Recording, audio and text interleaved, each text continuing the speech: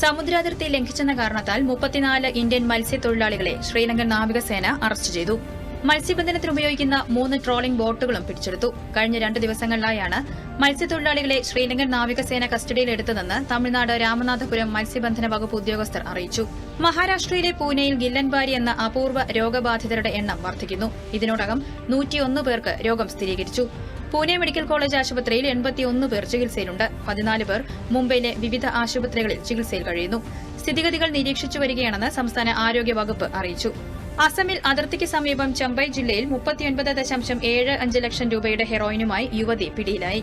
അസം റൈഫിൾസാണ് കഴിഞ്ഞ ദിവസം യുവതിയെ പിടികൂടിയത്. 53 ഗ്രാം ഹെറോയിനാണ് ഇവരിൽ നിന്ന് പിടിച്ചെടുത്തത്. മിസോറാം സ്വദേശിയെന്നാണ് പ്രാഥമിക നിഗമനം. സംസ്ഥാനത്ത് ദേശീയപാത വികസനം ഈ വർഷം ഡിസംബറിൽ യാഥാർത്ഥ്യമാകുമെന്ന് മന്ത്രി പി എ മുഹമ്മദ് റിയാസ്. നവീകരിച്ച കണ്ണൂർ കരേറ്റ കാഞ്ഞിലേരി മാലൂർ റോഡിന്റെ ഉദ്ഘാടനം നിർവഹിക്കുകയായിരുന്നു അദ്ദേഹം. ദേശീയപാതയിൽ പ്രവൃത്തി പൂർത്തിയായ ഭാഗങ്ങൾ അപ്പോൾ തന്നെ തുറന്നുകൊടുക്കുന്നുണ്ടെന്നും മന്ത്രി കൂട്ടിച്ചേർത്തു. കോഴിക്കോട് മൂരിയാട് പാലത്തിന് സമീപം 2 ഇരുനില വീടുകൾ ഭാഗികമായി കത്തിനശിച്ചു. ഇന്ന് പുലർച്ചെയാണ് സംഭവം. വീടുകളുടെ മേൽക്കൂരയോട് ചേർന്ന ഭാഗങ്ങൾക്കാണ് കൂടുതൽ നാശം. ആളപായമില്ല. ബൈക്കിൽ നിന്ന് തീ പടർന്നതെന്നാണ് ഫയർഫോഴ്സ് നിഗമനം.